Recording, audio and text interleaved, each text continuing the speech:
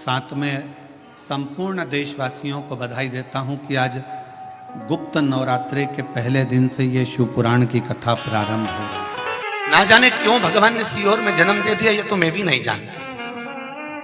ना जाने किसके घर से कहां में जन्म ले लिया, मुझे नहीं मालूम। मेरी पत्नी कहती है हमको टाइम नहीं देते, मैं कहता हूं मेरे को मालूम नहीं, मैं क्यों समय नहीं दे पाता। बच्चों को समय नहीं देते, मुझे मालूम नहीं मेरा जन्म क्यों हुआ, मुझे ज्ञात नहीं है साहब कि मैं पैदा क्यों हुआ हूं।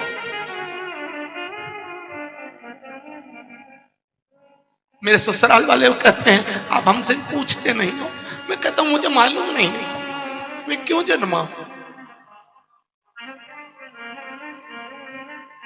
मेरे जन्म का कारण नहीं मालूम।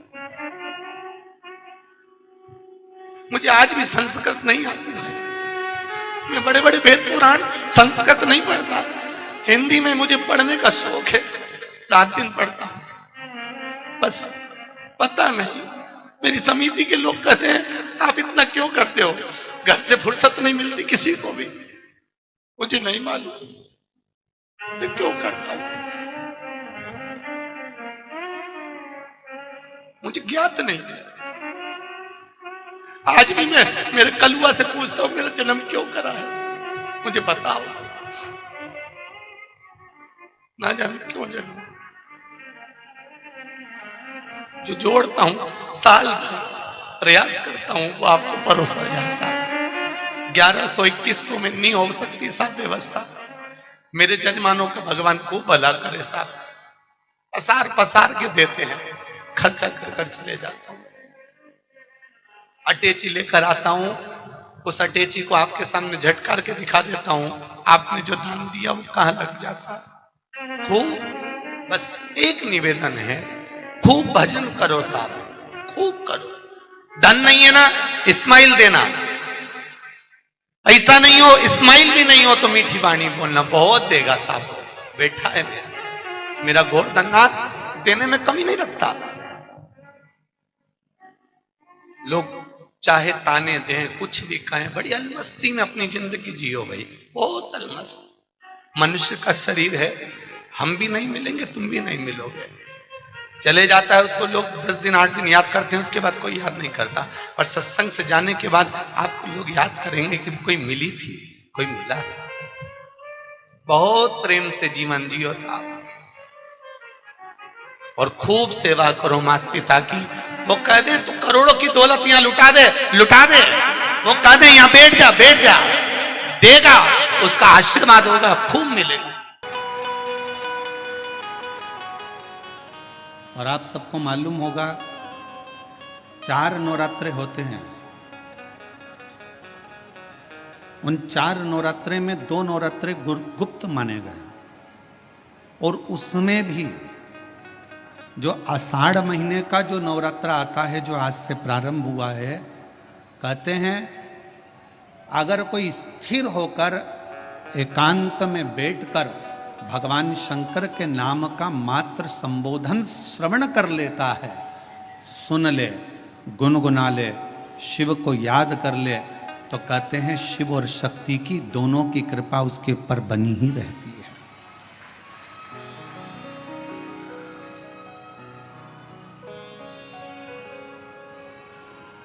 और आज वही नवरात्रे, गुप्त नवरात्रे से ये शिव कथा संचेती परिवार में प्रारंभ हुई, और उसमें परिवार को तो साधुता है, पर साथ में बेजापुर वालों के भी कोई 2 लोटे जल का कमाल है, ये पक्का है।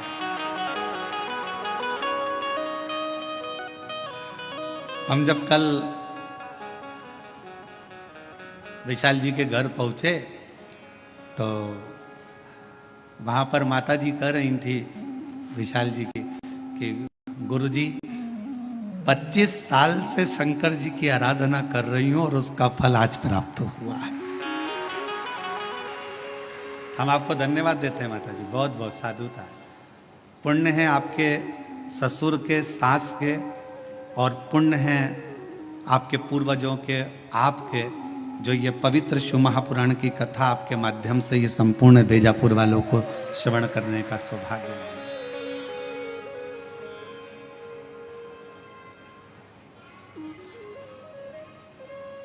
और वो भी इस पवित्र नवरात्रि के अवसर पर।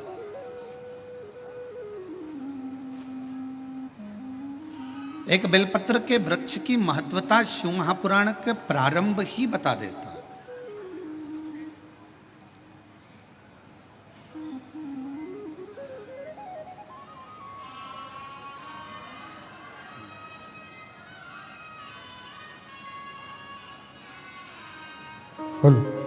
तो जय श्री राधे। बड़े ही हर्ष का विषय है, हमारे बीच में राजस्थान शासन से राज्यपाल महामहिम श्री हरि भाऊ जी बागड़े नाना जी हमारे बीच में पधारे। एक बार जोरदार ताली बजाकर स्वागत करें।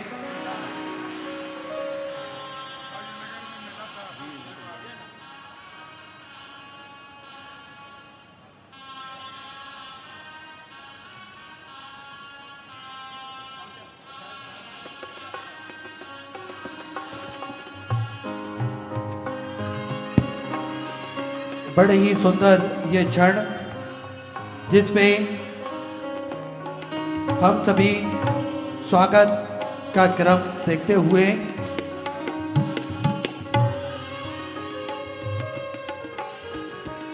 हमारे बीच में राजस्थान सरकार राज्यपाल महोदय महामहिम श्री हरि भाऊ जी बांगड़े साहब नाना जी पधारे हैं।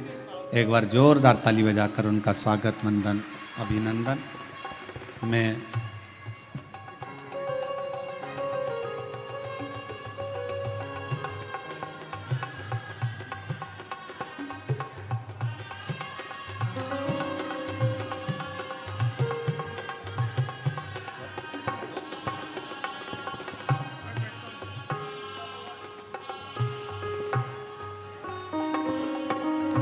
जी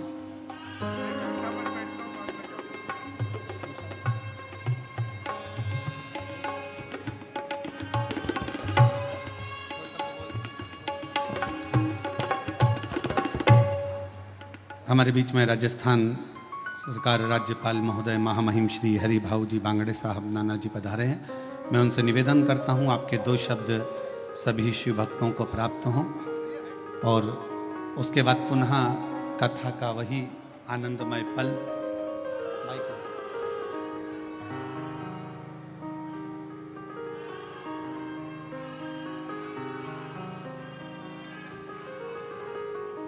एक बार राज्यपाल महोदय महामहिम जी के लिए एक बार जोरदार ताली बजाकर स्वागत वंदन अभिनंदन। परम पूज्य पंडित प्रदीप जी मिश्रा जी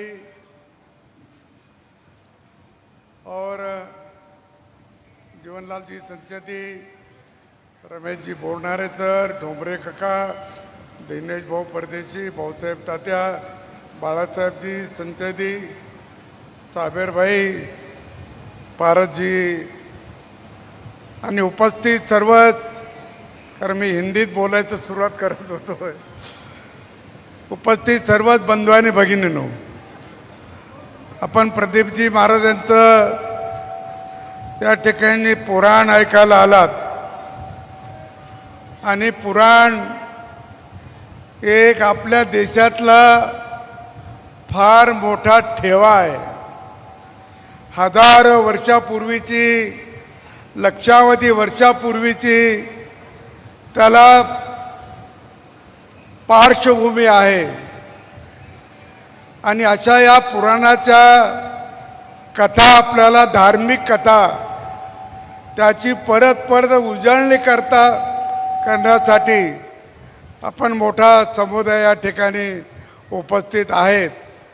खरं म्हणजे आपली जी संस्कृती आहे त्याला भारतीय संस्कृती आपण असं म्हणतो।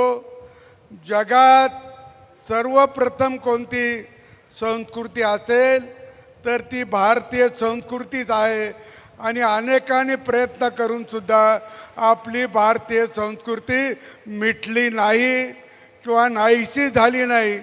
खूप प्रयत्न झाले, हजार वर्ष प्रयत्न केले आक्रमणकार्याने आणि इंग्रजांनी, परंतु आपण मिटलं नाही। त्याचं एकमेव कारण काय असेल तर पंडितजी सारखे असंख्य संत प्रवचन करणारे महात्मे यांनी हे चालू ठेवलं आणि म्हणून आपली संस्कृती पुन्हा जिवंत राहिली नव्हे मोठ्या प्रमाणात आता वाढायला लागली.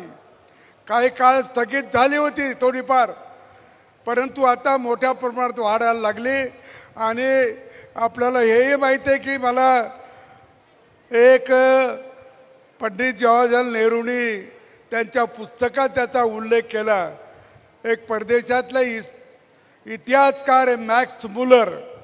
या मॅक्स मुलरने असं म्हटलं आहे की आम्हाला भारताचं आश्चर्य वाटतंय. हजारो वर्षापूर्वीचे 2 ग्रंथ आणि ते हजारो वर्षापूर्वी झालेत, त्याच्या आधी झालेत, पण अजून त्या 2 ग्रंथाचा भारताच्या मनावर खूप परिणाम आहे. भारताच्या मनावर त्यांचा ठसा अजून उमटलेलाच आहे, तो पुसला जात नाही. ते एक रामायण आणि दुसरं महाभारत. आणि एक आता आपण ज्यांची कथा ऐकतो, त्यांची कथा आपण ऐकतोय ते शंकराचार्य, शिवाजी, हे सगळे यांची कथा आपण ऐकतो. ती कथाही खूप पुराणी आहे आणि त्याच्यावरून आपल्याला आपलं मन अधिक त्याच्यामुळे माहिती मिळते, आपलं मन तयार होतं, याच्यातून आपल्याला संस्कार घडतो. आणि हा संस्कार घडण्यासाठी आपण अशा कार्यक्रमाला आलात, वारंवार अशा कार्यक्रमाला गेलं पाहिजे एवढी विनंती करतो आणि थांबतो. नमस्कार पंडितजी, नमस्कार. बहुत बहुत साधुवाद, धन्यवाद माननीय श्री राज्यपाल महोदय जी. शिव कथा कर रहे हैं.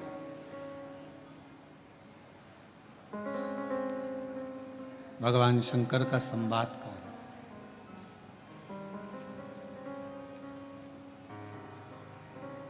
कि बेलपत्र शिव महापुराण की शुरुआत ही भगवान शंकर की शिव महापुराण की कथा के महत्तम से हो जाती है. महत्तम जिसमें देवराज जी का चरित्र आ जाता है.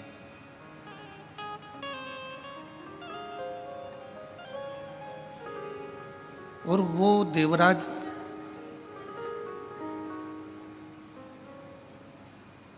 जिसने जीवन भर कोई अच्छा कार्य नहीं किया,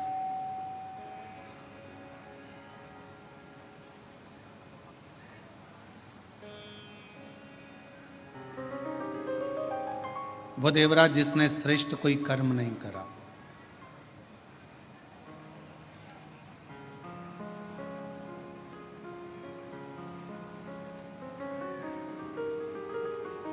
वो देवराज जो ब्राह्मण कुल में जन्म तो ले लिया पर ब्राह्मण कर्म से वंचित रहा.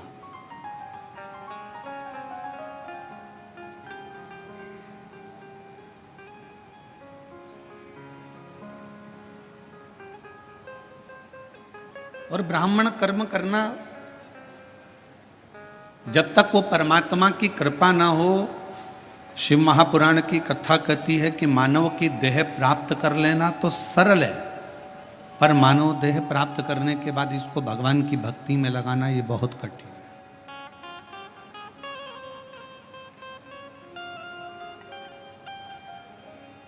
देह मिल जाएगी बहुत सरलता में. आपने कोई पूजन अधिक करी है, पाठ अधिक करा है, मंत्र जाप करा है, भोजन कराया, भूखे को प्यासे को पानी पिलाया, किसी की शिक्षा की व्यवस्था, किसी की चिकित्सा की व्यवस्था जो तुमने करी, तो उससे हो सकता है कि तुम्हारे जीवन में थोड़ा पुनः फिर वापिस मानव का शरीर मिल जाए, मनुष्य की देह मिल जाए. मना नहीं, पर मानव देह मिल जाना एक अलग विषय है और मानव देह प्राप्त करने के बाद वापिस भगवान की भक्ति को कर लेना, भगवान के भजन को धारण कर लेना, भगवान के स्मरण को धारण कर लेना, ये कठिन.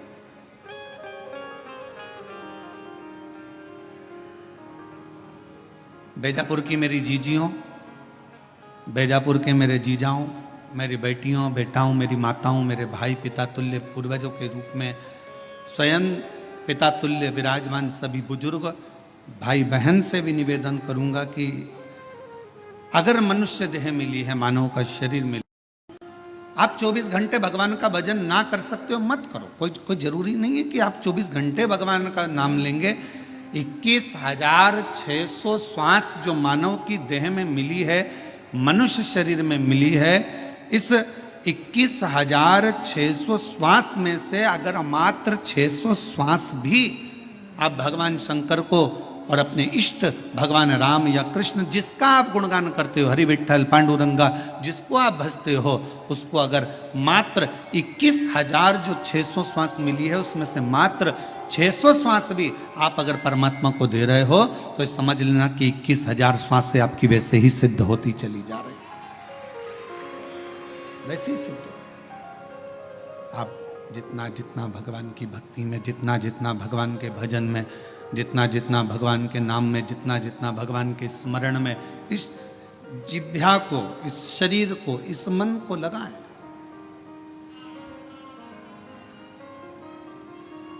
करो कोई अच्छा कर्म जीवन में। और फिर निवेदन है कि मत बुरे कर्म कर बंदे वरना पछताएगा, भगवान की आगों से तू बच नहीं पाएगा, तू बच नहीं पाएगा। अरे ओ अज्ञानी मत कर नादानी, अरे ओ अज्ञानी मत कर नादानी।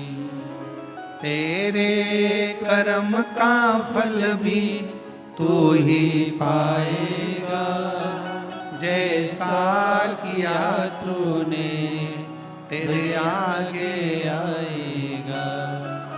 मत बुरे कर्म कर बंदे वरना पछताएगा, भगवान की आंखों से तू बच नहीं पाएगा, तू बच नहीं पाएगा। अरे ओ अज्ञानी मत कर नादानी। रहो परिवार में, कुटुंब में, नातों में, रिश्तों में। कोई तुमसे कह दे कि तुम अपना घर छोड़ दो तो कह देना सीवर वाले महाराज ने मना करा, मैं अपना घर नहीं छोड़ सकती। कोई तुमसे कह दे कि तीर्थ में जाकर बैठ जाओ तो मना कर देना, हमारे बस की बात नहीं है तीर्थ में बैठना। कोई तुमसे कहे किसी नदी के तट पर जाकर बैठ जाओ, सन्यासी बन जाओ, संत बन जाओ, साधु बन जाओ, तपस्वी बन जाओ, साधक बन जाओ, उपासक बन जाओ, मना कर देना, हमारे बस का कुछ भी नहीं है। शिव महापुराण की कथा तो कहती है शंकर का एक तत्व अपने भीतर धारण करो। शिवजी अपनी अर्धांगिनी धर्मपत्नी के साथ रहते हैं, शिवजी अपने बच्चों के साथ रहते हैं। 33 कोटि देवताओं में केवल एक देवाधिदेव महादेव ऐसे हैं जो अपने पूरी विथ फैमिली पुजाते हैं। विथ फैमिली, पूरा परिवार। भगवान शंकर किसी देवता का परिवार पूरा पूछते हुए बता दो। 33 कोटि देवताओं में केवल एक शंकर भगवान हैं जिनकी धर्म पत्नी को भी पूजा जाता है, जिनके पुत्र श्री गणेश जी को भी पूजा जाता है, जिनके पुत्र श्री कार्तिकेय बाबा को भी पूजा जाता है, जिनकी बहुएं रिद्धि सिद्धि भी पूजा जाती है, जिनकी बेटी अशोक सुंदरी भी पूजा जाती है, जिनकी कन्याएं जया, विषहरा, शामलीबारी, दौतली देव भी पूजा जाती है, जिनके पोते शुभ और लाभ पूजा जाते हैं, जिनके परपोते अमोद और प्रमोद पूजा जाते हैं। जरा विचार करिएगा कि 33 कोटि देवताओं में केवल एक देव है, देवाधिदेव महादेव, जो अपनी फैमिली के साथ फुल एंजॉय में, आनंद में जिंदगी जीने का तरीका सिखाते हैं। केवल शिव।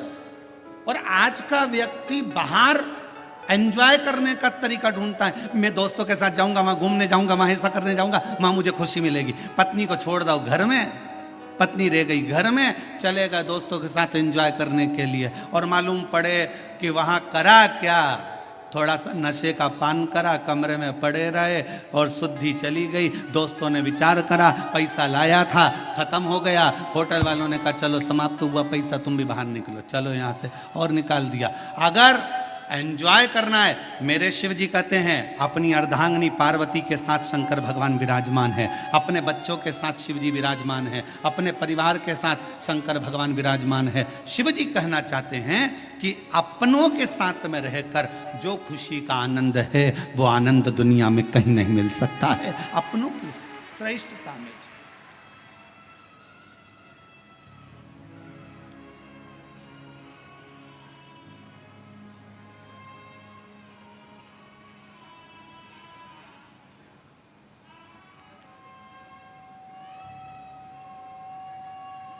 कल हमको बड़ा अच्छा लगा। हम संचेती परिवार में जब आए तो हमने पूछा ये सब लोग जो खड़े हैं कौन है, तो कहा विशाल जी बोल रहे थे ये काका जी हैं, ये काकी जी हैं हमारे। अच्छा ये हमारे ये हैं, ये हमारे वो हैं। अच्छा हमें समझ में इतनी प्रसन्नता हो रही थी कि बताओ पूरा परिवार एक जगह पर, और उसमें भी भगवान की अविरल भक्ति और शिव महापुराण की कथा और बेजापुर का क्षेत्र, ये जीवन का एक आनंद प्रदान करने वाला, एक सुख देने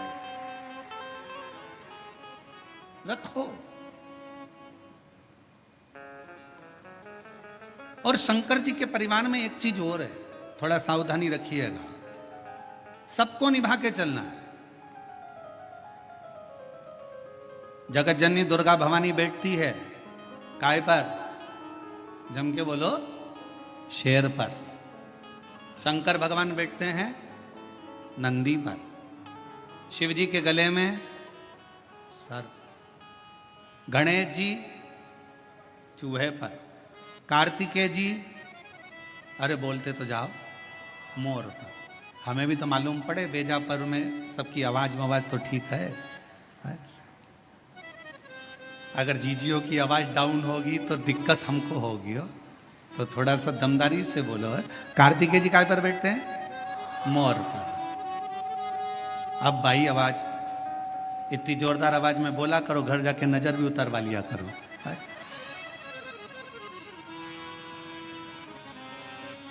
सब बैठे हैं।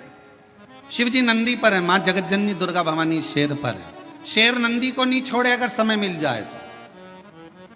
सर्प चूहे को नहीं छोड़े, मोर सर्प को नहीं छोड़े, सब दुश्मन। पर घर में एक बुजुर्ग, घर में एक बड़ा ऐसा होता है, उस बुजुर्ग के उस बड़े के होने का सबसे बड़ा फल यह होता है कि शेर नंदी को नहीं, सर्प चूहे को नहीं, मोर सर्प को नहीं खा सकता, क्योंकि वहां बुजुर्ग का कंट्रोल, घर के बड़े का एक संयम इतना प्रबल होता है कि एक दूसरे को कोई नुकसान नहीं पहुंचा सकता। कोई नुकसान नहीं। हम नुकसान कब भोगते हैं? शिव महापुराण की कथा में बीड़ में एक बात कही थी, जब अपने घर के लोगों की बात, अपने माता पिता की बात, अपने घर के बुजुर्गों की बात जब आपको बुरी लगने लगे और बाहर के लोगों की बात आपको अच्छी लगने लगे, तो समझ लेना कि तुम्हारे विनाश का समय आ गया। ये निश्चित है। घर के लोगों की बात, माँ ने कुछ कहा तुम्हें बुरा लग गया, पिताजी ने कुछ कहा तुम्हें बुरा लग गया, काका जी कुछ बोले तुम्हें बुरा लग गया, ताऊ कुछ बोले तुम्हें बुरा लग गया। घर के लोगों की बात जब तुम्हें बुरी लगने लगे और बाहर के दोस्त बोल रहे हैं, सहेली बोल रही है, बेस्ट फ्रेंड बोल रही है, तो तुम्हें अच्छा लग रहा है, समझ लेना कि तुम्हारा विनाश का समय निश्चित आ गया है। शिव पुराण कहती है कि जब जब मेरे भोलेनाथ, जब जब मेरे शंकर, जब जब मेरे करुणा सागर, जब जब मेरे शिव, जब जब मेरे भगवान भोलेनाथ अपने बच्चों को भटकता हुआ देखते थे, तब तब मेरे शिव कुछ ना कुछ कहने के लिए आतुर हो जाते थे। शिव की आतुरता रहती, शंकर की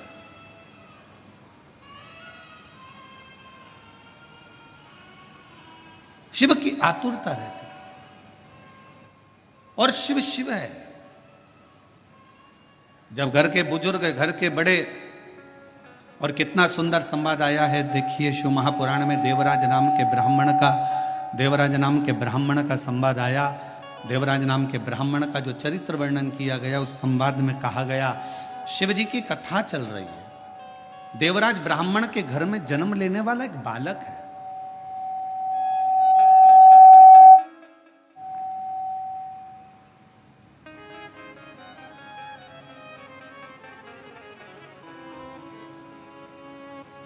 सभा लगी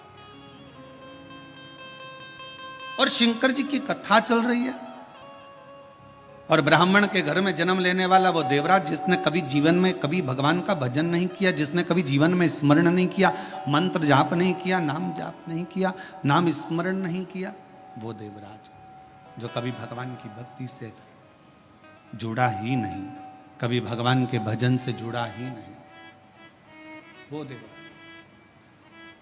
चोरी का धन लेकर शिवालय में पहुंच गया। ब्राह्मण जी कथा सुना रहे थे शिवपुराण की, कोई नहीं था, कोई नहीं, मंदिर सुना।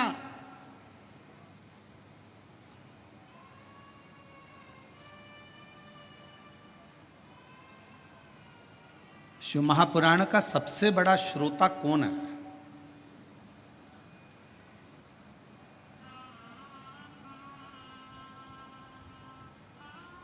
उत्तर दो जल्दी से, बीजापुर की जी जी जी जाऊं। शिव महापुराण का सबसे बड़ा श्रोता कौन है?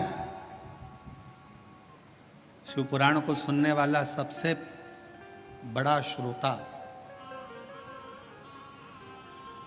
श्रीमद् भागवत कथा को सुनने के लिए सबसे बड़े श्रोता थे राजा परीक्षित।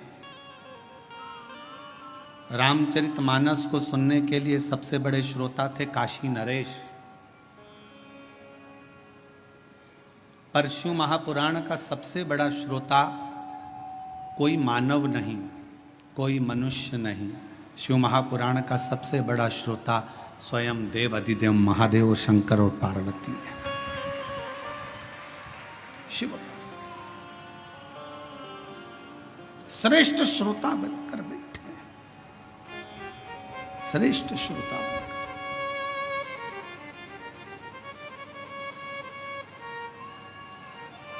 और चित्त भगवान शिव का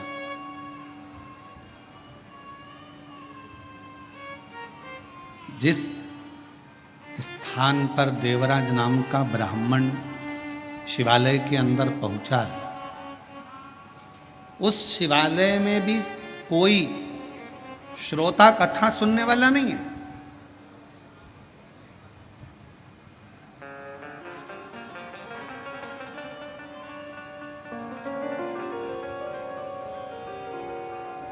और यदि आप लोगों ने कोरोना महामारी में अगर इस शिव पुराण की कथा को ऑनलाइन सुना होगा टीवी पर, तो आपने उस समय पर भी देखा होगा, उस समय पर भी श्रवण करा होगा कि कोरोना महामारी के समय पर केवल शिव महापुराण की कथा चल रही थी और पूरा प्रांगण पूरा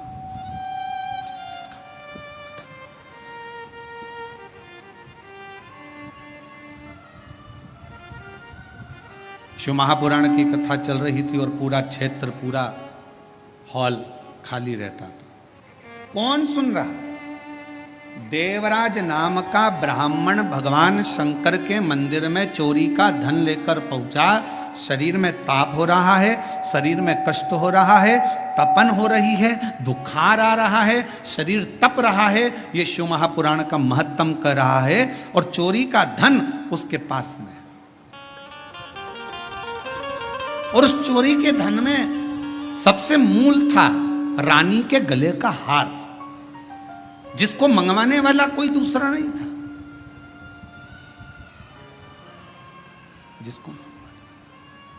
जिसको मंगवाने वाला कोई दूसरा नहीं था, जिसको मंगवाने वाली केवल देवराज ब्राह्मण जिस एक पर स्त्री के संग में लग गया था, उस पर स्त्री ने उस देवराज से कह दिया था कि मुझे रानी के गले में जो हार पड़ा हुआ है वो हार मुझे ला कर दे।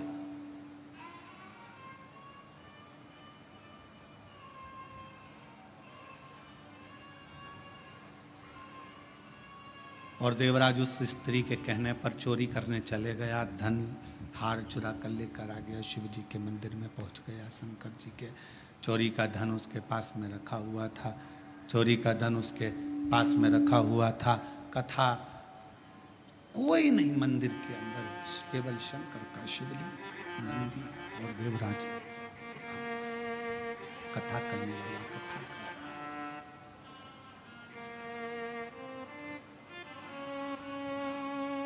कथा करने वाला कथा कर रहा है। केवल एक ब्राह्मण बैठा है, कथा बाच रहा है, मंदिर में कोई भी नहीं। यहां तक शिव महापुराण की कथा कर रही है, जिस मंदिर में शिव पुराण की कथा देवराज चोरी का धन लेकर चोरी का धन लेकर देवराज जिस मंदिर में पहुंचा था, वहां पर जहां पर एक ब्राह्मण कथा कर रहा था, वहां पुजारी तक नहीं था। वहां पर कोई पुजारी नहीं, वहां कोई पुजारी है ही नहीं। केवल शंकर भगवान का शिवलिंग है, नंदी है और देवराज चोरी का धन लेकर बैठा हुआ है। एक ब्राह्मण शिव महापुराण कथा का वाचन कर रहा है, कोई श्रोता में नहीं। और भगवान शंकर ने मां पार्वती जी को यह कहा है, पार्वती सुनो, जहां पर शिव महा